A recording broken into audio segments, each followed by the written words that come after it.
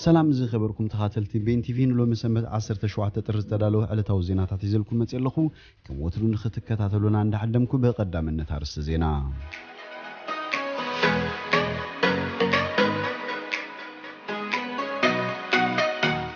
ቀዳማይ ሚኒስተር ሐምደክነ ሰራዊት ሱዳን ደረጃ ይብሉ ደገፍ ድምጽ ይሂቡ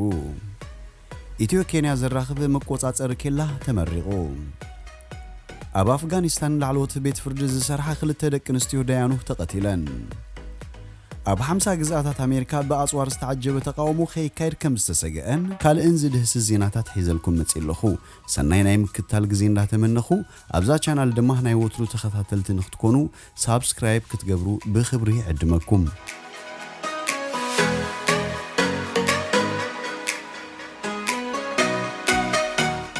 ቀዳማይ ሚኒስተር ሐምደክ ሰራዊት ሱዳን ደረጃ ዘይብሉ ደገፍ ድምጽ ይሂቡ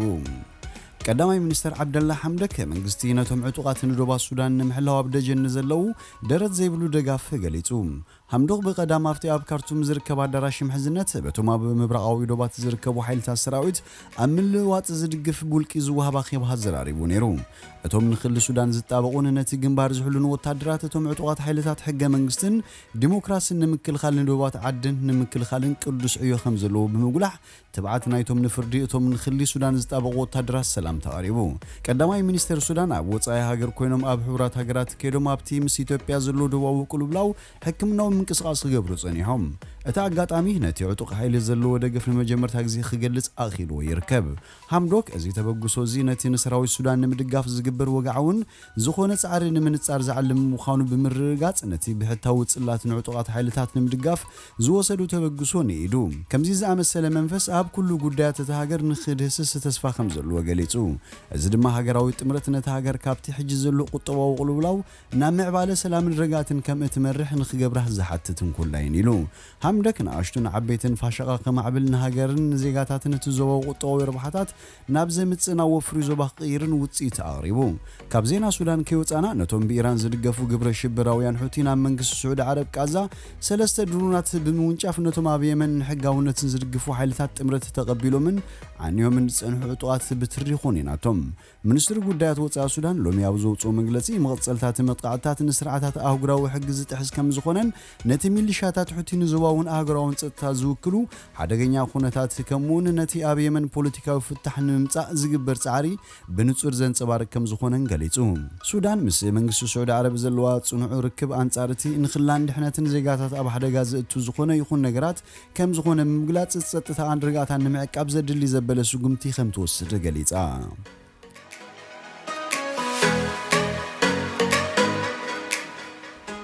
ኢትዮ ኬንያ ዘራኽብ መቆጻጸር ኬላ ተመሪቑ ነቲ ኬላ መሪቆም ዝኸፍቱ ዋና ዳይሬክተር ኤጀንሲ ወሳኒ ኩነት ኢሚግሬሽን ዜግነት አቶ ምጅብ ጀማል ከም ዝበልዎ ዘይሕጋው ዝውውር ሰባት ንምቁጻር ዕድል ስራሕ ንምፍጣር ኬላታት ኢሚግሬሽን ዝሃገር ንምዝማዝ ንምስፍሕፋሕን ንምጥንኻርን ዓብይ ግደ ኣለዎም ኢሉ እቲ ኬላ ኤጀንሲ ወሳኒ ኩነት ኢሚግሬሽን ዜግነትን ምስ IAM ኢትዮጵያ ብምትሕባር ዝሃነጹ ከም ዝኾነ ተገሊጹ ኣብ ቀጻሉን በተመሳሳሊ መልክዑ ኣብ ክልላት ጋምቤላ ቤኒሻንጉል ሶማልን ዝምረቑን ዝህነጹን ሓደሽተ ኬላታት ምህላዎም ተፈሊጡ እቲ ኤጀንሲ ኣብ ዝሓለፈ ዓመታት ብዙሓት መቆጻጸር ኬላታት ምኽፋቱ ዝገለጸ ከውን ከሎ ካብ መንጎ ዚኣቶም ድማ ኣብ ዝሓለፈ ኣዋርሃ ኣብ ክልላት ዓፋርን ተመሪቖም ዝተኸፈቱ ክልተ መቆጻጸር ኬላታት ከም ዝኾነ እቲ ኤጀንሲ ሓቢሩ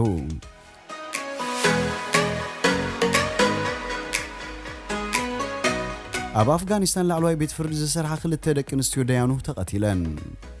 ኣብ ላዕለዋይ ቤት ፍርዲ ዝሰርሓ ክልተ ደቂ ኣንስትዮ ዳያኑ ኣብ ከተማ ካቡል ብዝተተኮሰ ጥያይቲ ከም ዝተቐተላ ሰበስልጣን ሓቢሮም እተን ደቂ ኣንስትዮ ሰንበት ንጎና ብዝሰርሓሉ ቦታ ብምንኪና ኣብ ዝጓዓዛሉ ብዕጡቃት ከም ዝተቐተላ ወሃቢ ቃል ሓደ ቤት ፍርዲ ንAFP ተዛሪቡ እቲ ካብ ቀረባ እዋናት ናብ ጋዜጠኛታትን ጎስጎስትን ፖለቲከኛታትን ዓሊሙ ገይሩ ዝፍጽም ዘሎ ቅትለት ፕሬዝደንት ኣሜሪካ ዶናልድ ትራምፕ ወታደራቱ ካብ አፍጋኒስታን በቐጻሊ ምስሓፍ ምስ ጀመረ እዩ ተጓሂሩ ዘሎ ቁጽሪ ኣብታ ሃገር ዝተረፉ ወታደራት ኣሜሪካ 2005 ጥራይ ኮኑን ከለው እቲ ዝጉምቲ ኣብታ ህዳት ዘይብላ አፍጋኒስታን ተወሳኺ ዘይምርጋእ ዝፈጥር ከም ዝኾነ ምክትል ፕሬዝደንት አፍጋኒስታን ኣብ ሰሙን ኒቢሲ ተዛሪቡ ነይሩ እተን ደቂ ኣንስትዮ ሰንበት ንጎ ብዝተፈጸመን ሃንደበታዊ መጥቃዕቲ ዝተቐተላ ኮናን ከለዋ እቲ መራሒ መንኪናውን ቆሲሉ ይርከብ ነቲ ቃሊፋቱላህ ኣብ ዝተባለ ከባቢ ካቡል ዝተፈጸመ መጥቃዕቲ ዛጊት ሓላፍነት ዝወሰደ ኣካል የለን እቲ ንመብዛሕትኦም ኣብ ቀረባ እዋናት ዝተፈጸሙ ቅትለታት ፈጺሙ ክኸውን ከም ዝኽእል ዝጥርጠር ጣሊባን እውን ዝሃቦ መግለጺ የለን። እቲ ናይ ሰንበት ንጉህ ቅትለት ተወከልቲ መንግስቲ ኣፍጋኒስታንን ዕጡቓት ጣሊባንን ኣብ ዶሃ ዘተ ሰላም የካይዱ ኣብ ዘለውሉ እዋን እዩ ተፈጺሙ ዘሎ።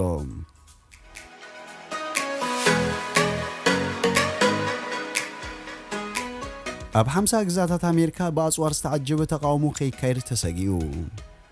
ምሩጽ ፕሬዝደንት ጆ ባይደን ኣብ መጻኢ ረቡዕ ስልጣኖም ዝርከብሉ በዓል ሲመት ዝካየድ ኮይኑ ቅድሚኡ ካብዚ ቀዳመ ሰንበት ጀሚሩ ኣብቲ ሃገር በኣጽዋር ውግእ ዝተዓጀበ ተቃውሞ ሰልፊ ከይካየድ መጠንቀቕታ በጺሑ።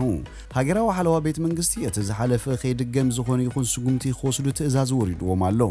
FBI እቲ ንድጋፍ ትራምፕ ዝሕሰብ ዘሎ ሰልፍታት ተቃውሞ ብኣንጻር ዝተተሓዘ ከይከውን ስጋቱ ገሊጹ ይርከብ። እዚ ከምዚ ኢሉ እንከሎ ጋንታ ባይደን ንትራምፕ ዝኣወጆም ገለ ፖሊሲታት ናብ ንቡር ንምምላስ እናተንቀሳቐሰ ይርከብ። ገለ ሚድያታት ከም ዝተዓዘቦ ባይደን እግሩ ናብ ቤተ መንግስቲ ኣብ ዝረገጸሎም ሒደት ሰዓታት ከም ፈጻሚ ነቲ ቅድሚኡ ዝነበረ ምሕደራት ዘጻርር ውሳነታት ክሕልፍ ተባሂሉ እዩ ዝግመት። ከምቲ ትራምፕ ክገብሮ ጽንሐ ባይደን እውን ስልጣኑ ተጠቂሙ ነቲ ኮንግረስ ቤት ምኽሪ ዘሊሉ ገለ ውሳነታት ክሕልፍ ዝኽእል ምዃኑ እንተተረጋገጸ እኳ እቲ ቅድሚ ሓደ ሰሙን ዕላዊ ዝገብሮ ናይ 1.9 ትሪልዮን ዶላር ድጋፍን እቲ ናይ ጉዕዞ እገዳን ዝምልከት ጉዳይ ብቤት ምኽሪ ክሓልፍ ምዃኖም ተፈሊጡ ይርከብ። ኣብ ድሮቲ ዕለት በዓል ሲመት ባይደን ጀሚሩ ኣብ ዝበዝሐ ከባቢታት ዋሽንግተን ዲሲ ኣብ ሓያል ሓለዋ ሓይልታት ጸጥታ ከም ዝኣትወን ብኣሽሓት ዝቑጸሩ ወታደራት ከም ዝተዋፈሩን ተፈሊጡሎም። ካብ በኣግኡ ጀሚሩ ካብ ካፒቶል ህንጻ ባይቶ ተወከልቲ ህዝቢ ዝርከበሉ ብማይላት ሪሕቆም ዝርከቡ ጎደናታት ካብ ብኤሌክትሪክን ብኮንክሪትን ተሓጺሮም ከም ዝርከቡ ይዝረብ። ሓለዋት ፕሬዝደንት ዘካየደ ሴክሪቲ ሰርቪስ ብዝሓተቶ መሰረት ድማ እቲ ኣብ እዋን በዓል ሽመት ፕሬዝደንት ብኣሽሓት ሰባት ዘዕለቕልቕ ዝነብር ሃገራዊ ኣዳራሽ ኣብዚ ስነ ስርዓት እዚ ዕጹው ክኸውን እዩ።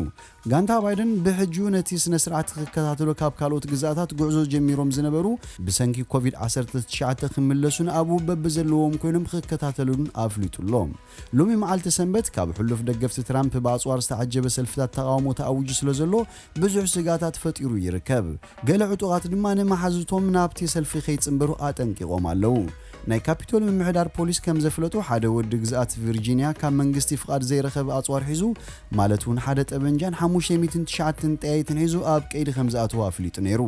እንተኾነ እቲ ውልቀ ሰብ ንመዓልታዊ ናይ ብሕቲ ስራሕ እምበር ነዚ ናይ ተቃውሞ ሰልፊ ዝዓለመ ከም ዘይኮነ ንዋሽንግተን ፖስት ተዛሪቡ። እቲ ውልቀ ሰብ ከም ዝተለቐቐ ድማ ተፈሊጡ። እዚ ተሪር ናይ ጸጥታ ሓለዋታት ዝውሰድ ዘሎ ትራምፕ ክኽሰስ ቤት ምኽሪ ምውሳኑ ስዒቡ እዩ። ዛጊት ገለ በቲ ኣብ ካፒቶል ዝተፈጸመ መጥቃዕቲ ዝሕተቱ ኣብ ቀይዲ እናኣተዉ ይርከቡ። ገለ ግዛታት ኣሜሪካ ድማ ነዚ ናይ ጸጥታ ስጋት ስዒቡ ተረርቲ ስጉምትታት ኣብ ምውሳድ ይርከባ።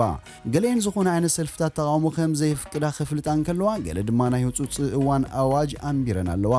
ኣማሓደርቲ ሜሪላንድ፣ ኒው ሜክሲኮ እቱሓን ዝኣመሰሉ ህጹጽ ኣዋጅ ኣውጆም ኣለዉ። ካሊፎርኒያ፣ ፔንሲልቬንያ፣ ሚቺጋን፣ ቨርጂኒያ፣ ዋሽንግተን፣ ሚሲኮን ዝኣመሰላ ድማ ሓለዋ ክልላዊ ባይቶን ኣበርቲአን ይርከባ።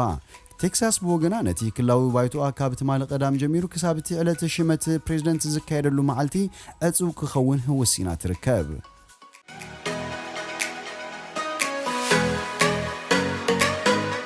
ዝኸበርኩም ተኸታተልቲ ቤንቲቪ ንሎሚ ዝብልናዮ መሰናዶና ኣብዚ ወዲና ኣለና። ምሳና ስለ ዝጸናሕኩም ብልቢ ነመስግን። ሰናይ ንዓኹም።